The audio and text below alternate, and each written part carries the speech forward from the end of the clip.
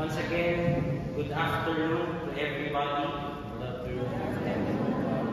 And since today, we are doing our liturgy both in English and Filipino, so I might as well at times switch from one language to another.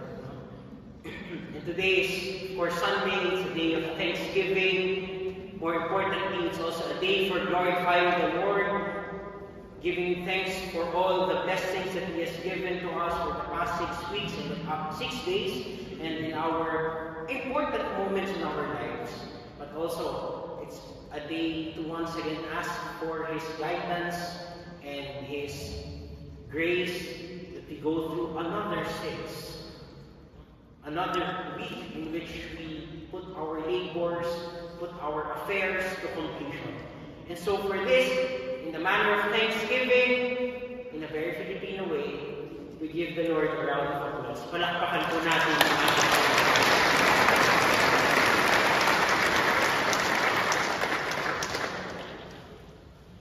As it was said in Filipino,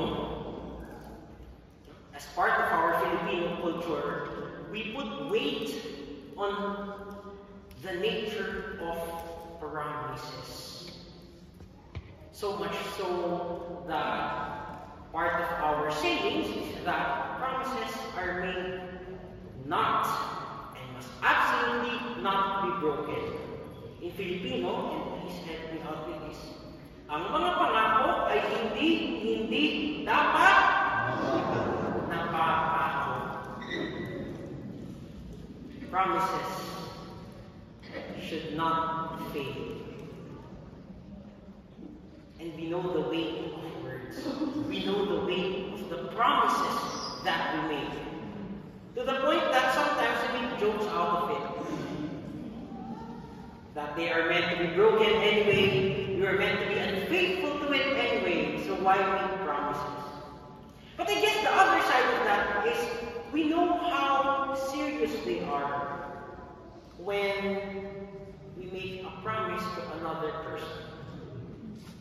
And our readings today in the Gospel help us reflect on the nature of these promises, which lead us to ask, what is the quality of our promises? Sineseryoso ba natin yung mga ipinapangako natin sa ating buhay? In the first reading, the Lord through Joshua gathered the people of Israel on the journey to the promised land and gave, first and foremost, His own promise. Sa unang pagkakataon, ang naunang nagbigay ng pangako ay ang Diyos. I will be with you. I am the Lord, your God, who will lead you to the promised land, but more than that, I will guide you there. I will accompany you. Ako ang inyong Diyos na nagpalaya sa inyo mula sa mga Ehipsyo. At ako ang gagabay sa inyo hanggang sa katapusan ng inyong buhay. Hanggang sa inyong pagkakalaya. But I only ask one thing. That you yourselves also would keep the promise of being faithful to me. Because outside of myself, outside the God who loves you,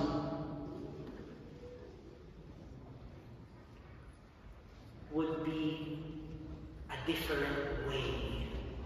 Would be out of happiness, out of meaning. Ang hinihingi din ng Diyos ay ang ating pangako na maging tapat sa Kanya. And so we come to the second reading, very, very familiar to us.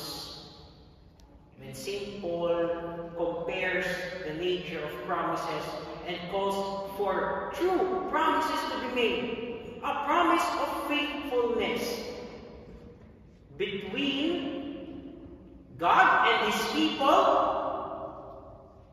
and at the same time between people themselves.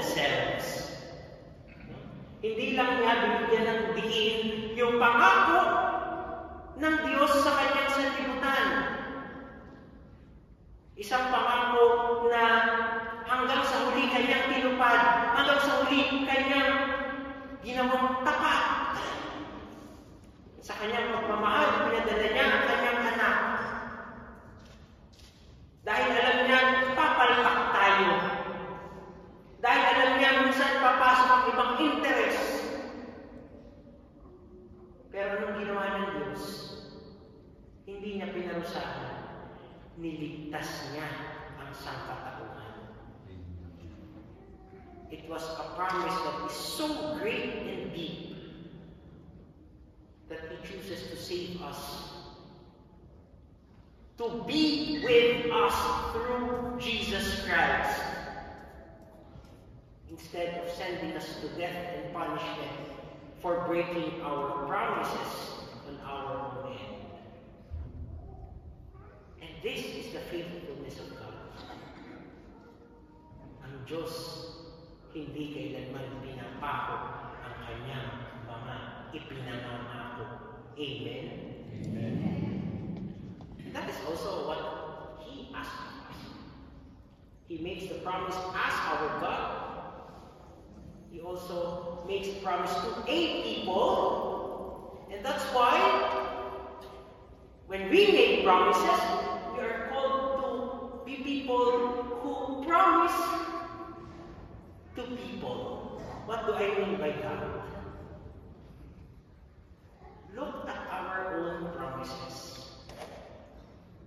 The most common of which would be the promises between husbands and wives. We see in the second reading, St. Paul reminds us of faithfulness, but also he reminds us that we make promises to each other as people. Nothing other than that. And when two persons make promises to each other, they do so mutually. We make promises to another and we also expect that the promise that another makes is something that we can also fulfill and expect. In other words, we commit to one another. Is this how we live? Sometimes we forget. Sometimes husbands commit to their wives as if they are house cleaners.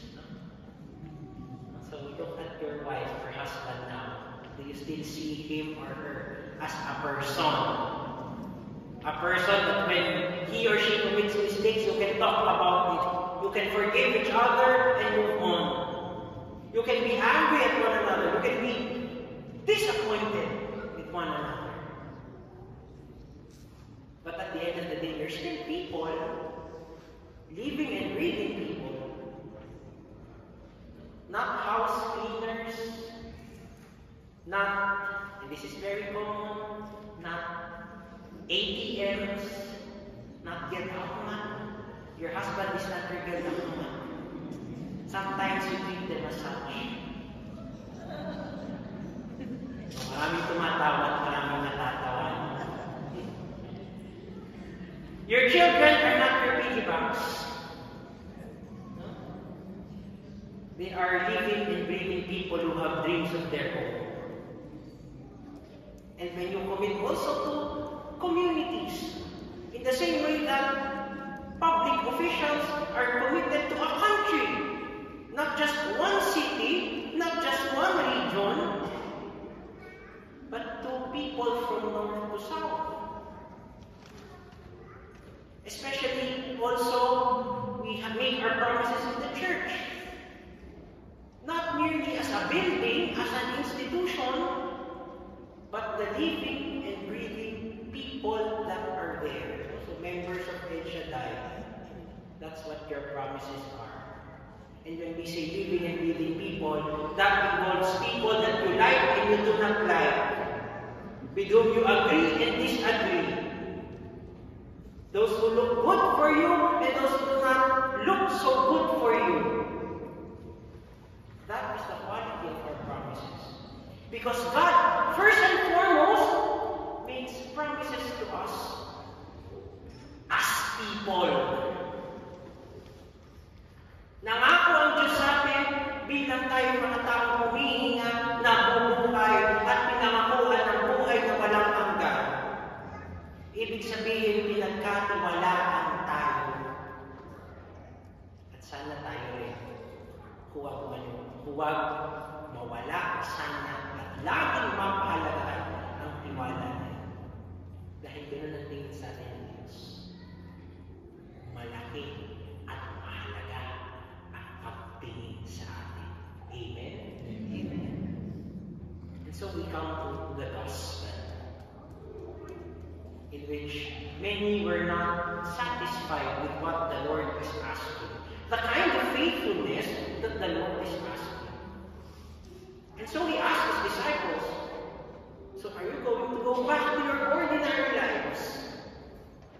Now that I have shown you a different way of living, one that may be difficult, but at the end of the day, we see the fulfillment of the Lord's promise.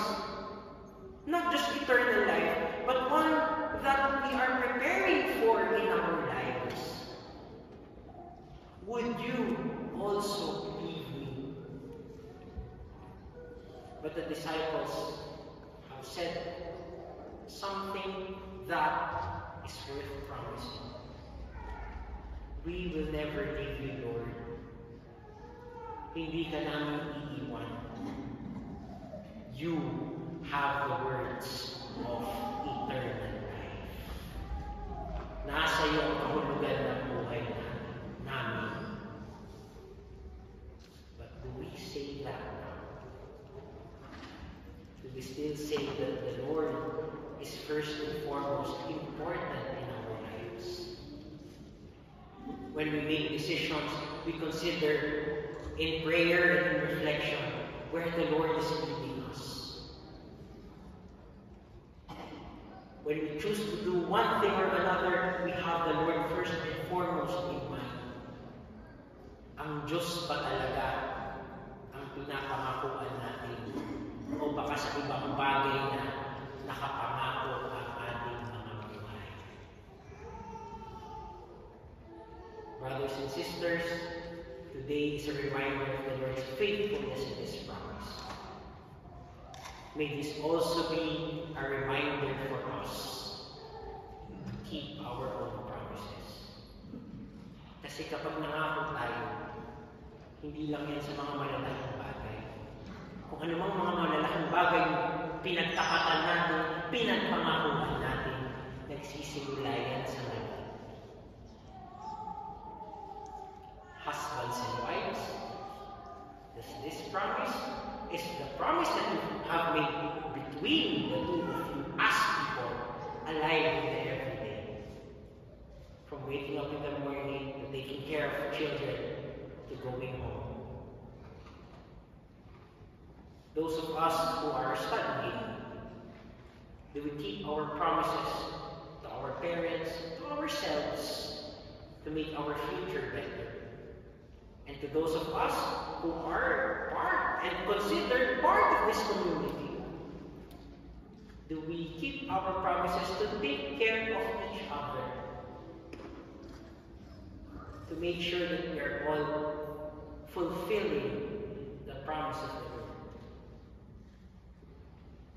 Fulfilling what we ought to do. First and foremost, because the Lord has become faithful to us in our lives. Dahil siya ay naging tapat. Dahil siya hindi man niya binali, hindi man napako ng isang pangako niya sa atin. Minsan, higit pa sa iniisip natin. So brothers and sisters, as we continue to celebrate the Holy Eucharist, the Eucharist in which the Lord's promise is fulfilled in being with us, in receiving Him as the bread and wine, we ask for the grace that we also become faithful in our lives, to keep the promises that we have said to different people, and most importantly and firstly in the Lord. Because we believe and hold on to the fact that in the end, and even